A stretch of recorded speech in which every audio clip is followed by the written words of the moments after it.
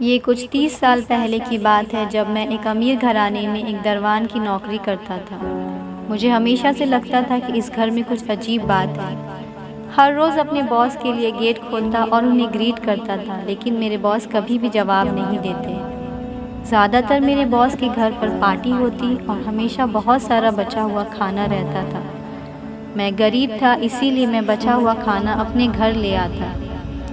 एक दिन मेरे बॉस ने मुझे गार्बेज बिन से बचा हुआ खाना निकालते हुए देख लिया और ये देखते हुए मुझे कुछ नहीं कहा और वहाँ से चले गए। अगले दिन से मैंने देखा कि गार्बेज बिन के पास खाने से भरा हुआ एक साफ बैग रखा हुआ। मैंने उसे उठा लिया और घर ले आया बिना कुछ ज़्यादा सोचे समझे। उस दिन के बाद से हर रोज़ एक ग्रोसरी से भरा हुआ बैग रखा हुआ रहता था उस गार्बेज बिन के पास।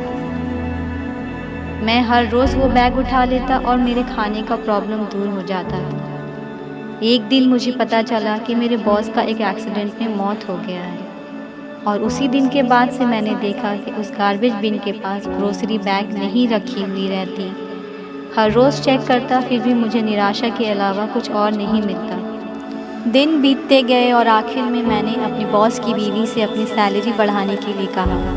वो चौंक गई मेरी इस बात पे और कहा, इतने सालों से मैंने कभी सैलरी के लिए क्यों नहीं कहा। बहुत से बहाने करने के बाद आखिर में मैंने सच कह दिया कि इतने दिनों तक मुझे वो ग्रोसरी बैग उस गार्बेज बिन के पास मिलता था, जिससे मेरे खाने का मसला ठीक हो जाता। वो सुनते ही रो पड़ी और पूछा कि क्या वो पैकेट्स उस दिन के बाद से बंद हो गए जिस दिन से उनके हस्बैंड की डेथ हुई।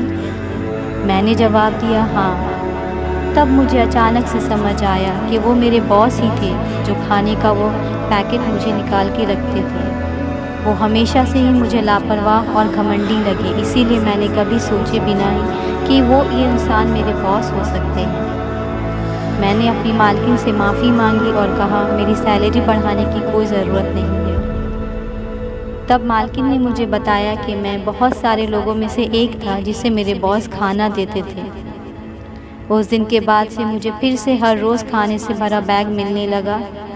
इस बार मेरे बॉस का बेटा वो खाने से भरा बैग लेकर आता था मेरे घर तक। बिल्कुल मेरे बॉस की तरह ही मैं हर रोज़ उनके बेटे का शुक्रिया अदा करता, पर वो कभी भी मुझे जवाब नहीं देता। एक दिन मैंने ज़ोर से चिल्ला कर कहा, थैंक यू। तब उसने जवाब दिया, आई एम सॉरी। मेरे पापा की तरह ही मुझे भी हियरिंग प्रॉब्लम है। ये सुनकर मैं बिल्कुल चुप हो गया और मुझे बहुत पछतावा हुआ। मेरा दिल कहने लगा, मेरे बॉस का मेरे ऊपर काफ़ी एहसान है जो मैं ज़िंदगी भर कभी लौटा नहीं पाऊँगा। इससे हमें ये सीखने को मिलता है कि पहले से किसी के बारे में कोई विचार अपने दिमाग में ना लाएं, ये सोचकर कि वो इंसान कैसा है, वरना बाद में हमें इसका पछतावा होगा और शायद हम खुद को कभी माफ़ भी ना कर पाएँ।